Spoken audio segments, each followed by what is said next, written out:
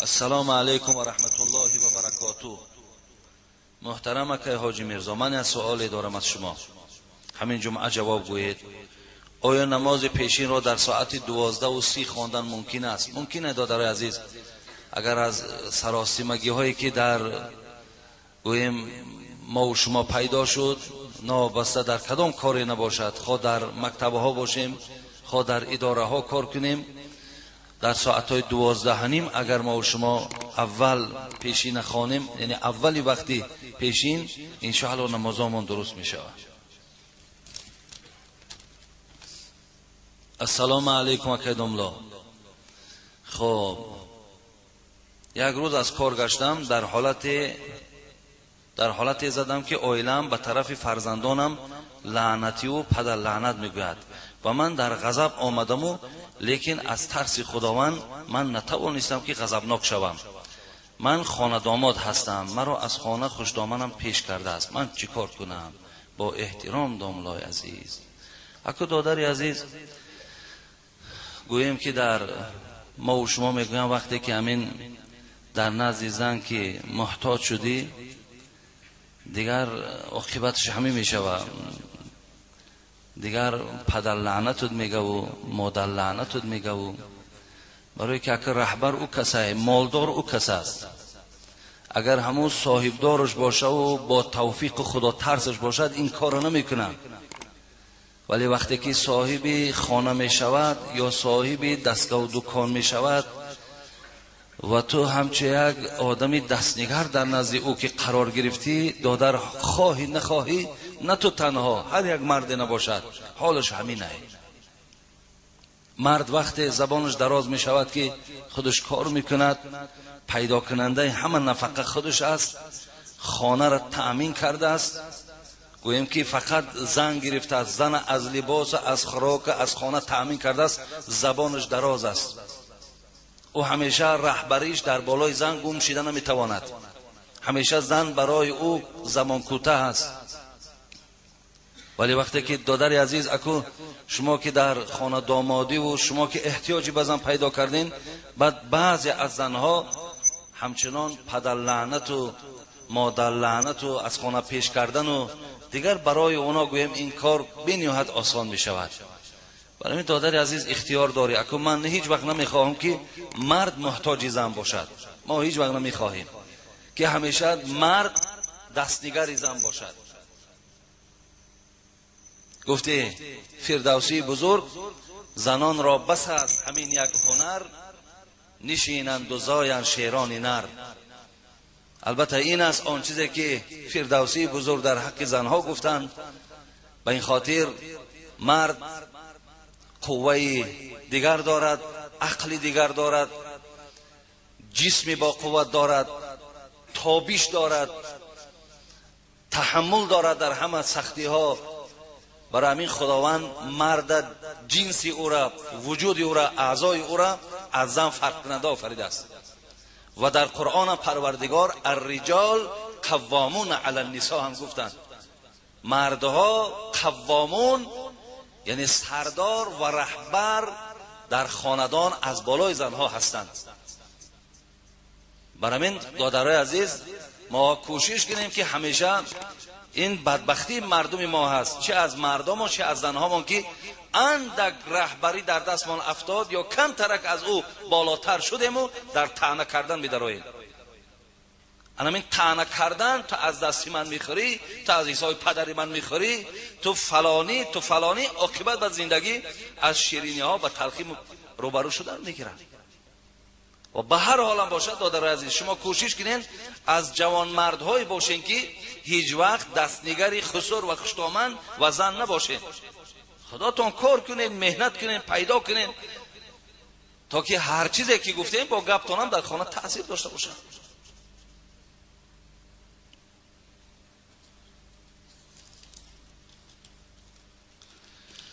السلام علیکم و رحمت الله. آیا آید کاروبار مسلمانان کنجکاوی کردن، یکدیگر را با یکدیگر گنده کردن، این از روی قرآن و سنت هست؟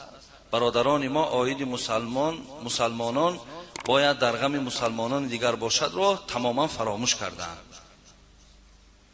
خب و یک فتوای صحیح میدادید که آیا در خانه رسم‌های انسان و حیوان و یا لباس رسمدار نماز خواندن درست است؟ یکمش این است که باید برادرای ما هیچ وقت فراموش نکنند که خداوند در قرآن ما و شما را با یکدیگر برادر خواندند. همه ما و شما برادریم، نابسته تو از شهری نوی، نابسته تو از حصاری، نابسته تو از گویم افغانستانی، تو از کجای نباشی ایمان به خدا داری، شما برادر یکدیگر هستید. حتی برادر ایمانی از برادر نسبی هم بالا هست. المسلم اخو المسلم هم سخن پیامبرمان است. بله امروز مسلمان در حق مسلمان کنجکاو است. مسلمان در حق مسلمان گویم که ملامت کننده است، مذمت کننده است. مسلمان به دست خودشان برده سیاه میکنند. مسلمان از دست مسلمان اذیت میکشد. حالا که پیامبرمان هم نشانهای آدم مسلمان گفتند مسلمان کسی است که از زبان و از دست او کسی آزار نیابد. اینا مسلمان میگن. ولی امروز ماها باور کنین از همون مسلمان هایی که قبلا من یاد کردم از همون مسلمان های هستیم که گفته حسن بصری را وقتی پرسیدن مسلمان ها کجاست، گفت مسلمان ها هم از زیر خاکن. یعنی اون مسلمان هایی که مسلمان بودن و حقیقت اسلام پیش می بردن اونا زیر خاک ماندن. برای همین ما بسیار امروز از مسلمان های گنده شیم، از مسلمان های ناخوب شیم، از مسلمان های بی صفتیم. مسلمانیم، این همین مسجد هم مثال بیارین، کسی صدای مرا میشنود 99% ما دروغگوییم. 99%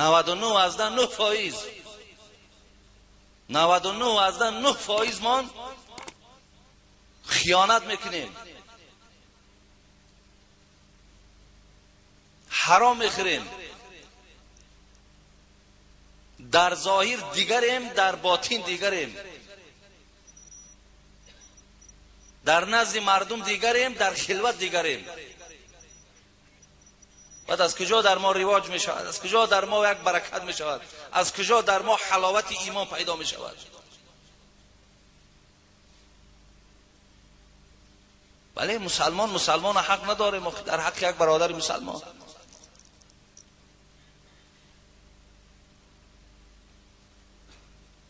اسلام به ذات خود ندارد عیبه، هر عیبی که از در مسلمانی ماست. میگه یک شخص خدا را بسیار عبادت میکرد، بسیار عبادت میکرد. به ناگاه میگه به ملائکه میگه سپارش شد که رو برای او بگو که ای انسان هر چی عبادت هم که کنی خداوند تو را وارد دوزخش میکنه. میگه وقتی که این ملائکه آمد و به این مرد گفت ای مرد من میبینم چند صد سال شد تو خدا را عبادت میکنی، در راه خدا اذیت میکشی، ولی فرمان همین است که تو خاتمت به دوزخ انجام یابد. میگه این مرد در جواب ملائکه گفت ای ملائکه گفت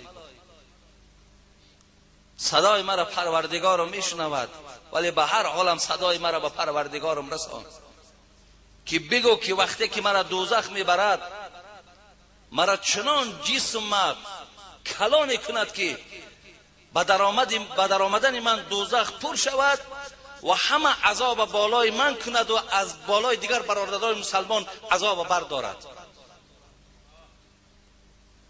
این غمخواری یک بنده خدا، بگذار همه عذاب در گردن من باشد ولی از دیگر بنده هاش خداوند عذابش بردارد.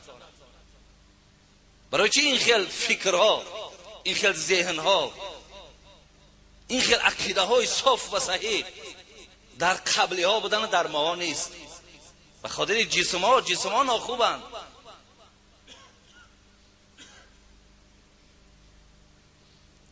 برای این بله در حق برادر مسلمان اینقدر بدگمان شدن چی در کار؟ کنجکاوی و کدام تان به عیبین؟ کدام شما به کمبودین؟ برای چی خداوند این کمبودی ما را، عیبی ما را که میدونید در قرآن ولا تجسسوا، جستجو نکنین، گفتن جستجو نکنین.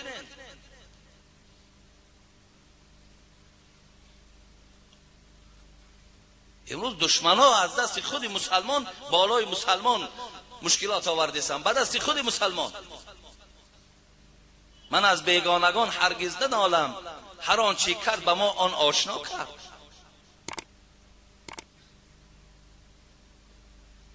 در عرفیت میگفتن چوب از درون خودش کیر میخورد. ما به خود ما چی بدگمانی ها داریم به خدا. دیگر سوالی که این دادر کردن در مسئله صورت، اجازت نیست دادر عزیز، چی در خانه هامان باشد، چی صورت آدم باشد، چی صورت حیوان باشد، اجازت نیست. باید در خانه ما و شما صورت نباشد، علی خصوص در لباس هامان. پیامبر در حدیث مبارک میگه که احسنوا لباسکم و اصلحوا رحالکم. دیروز من میرم بین عصر شام در قوم همین مسجد تحلیل کرده بودم. پیامبر میگه لباس هاتون از زیبا کنید. ولی ما خواهر دخترامون میگیم لباس های تنگ نپوشین، لباس های اروپایی نپوشین، لباس های شفاف نپوشین، لباس های بدن نما نپوشین، تا که کوچه ها پر از افلاسی ها شد. دختر و جوانای ما همه پشت به پشت ما کسل سپید درک نداشت. 1740 تا تاجیک امروز سپید شده است. همه چی است؟ همه از تشویق و ترغیب انمون بدنهای نازکی که در خواهرهای ما در کوچه ها میبرورد.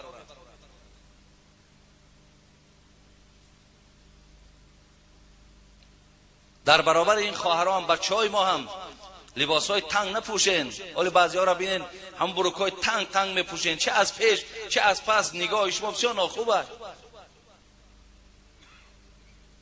لباسکای خوب پوشین. ولی مردم ترکیه را بینیم، مردم ایرانی ها را ببینین چه سلید نمیپوشن. همین لباس خدا در قرآن زینت برای انسان گفته است. این یک زینت است. ولی وقتی که اگر راه شو و طریق شما دانیم، برای همین لباس ها هم زیبا کنیم، لباسک ها به صورت کنیم، همین خوشرو پوشیم، شادک پوشیم که در همین بدن آزار نیابد. حتی از پوشیدن ببینید قبلا دیروز من همجا قید کردم، مادرای ما وقتش در پلدنای میپوشیدن، چید میپوشیدن، گردی میپوشیدن.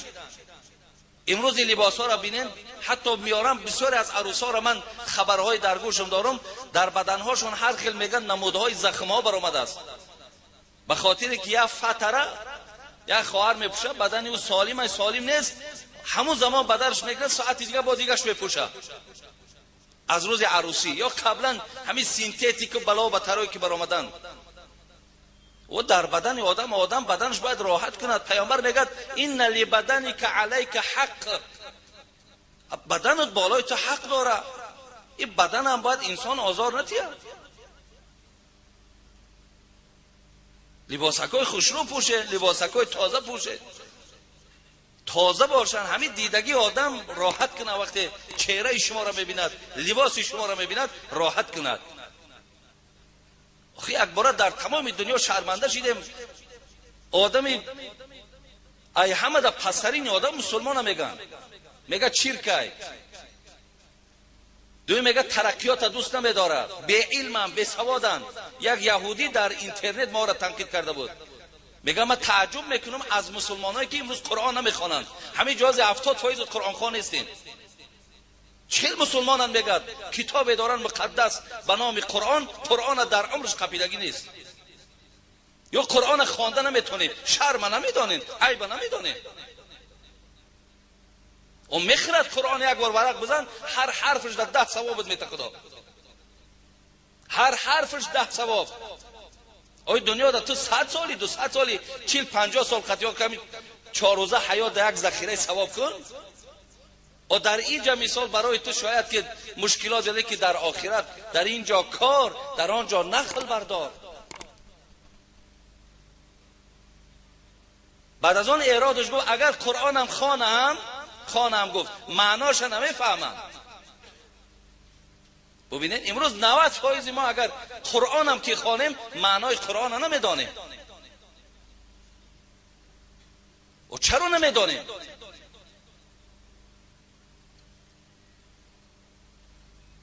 اعراض یهودی را ببینیم چه اعراضی خوب گرفته است. مسلمانان قرآن نمیتونن خوانده. فقط یک عقیده همون دوره شوروی در ذهنهای ما و شما هم وجود دارد. بالای تاقچه یا تای سری گاوره گودک مانده میمانیمش تمام گویا کی وظیفه اسلامی و مسلمانی را تمام کرده. او برای تای سری گهواره گودک نیست، او برای تاری تاقچه خانه نیست. او را که نخواندی هر حرفش برای تو لعنت میگه، او بالای تو شکایت میکنه. بعضیاتون خانهاتون در خط میکنین، بعدن یکی قرآن در کارش هم میارنش ایتنه خرد پری خاک او.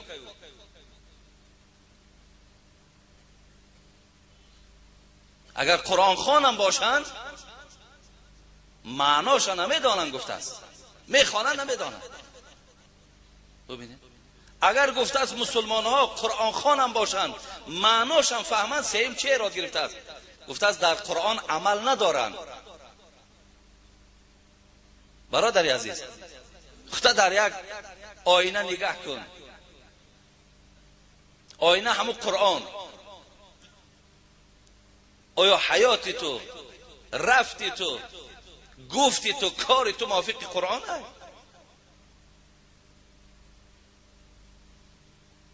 کدام یهودی بود است که خواست است که مسلمان را در حرکت در آرم که قرآن خوان شوند، معنا فهم شوند، عمل کننده باشند.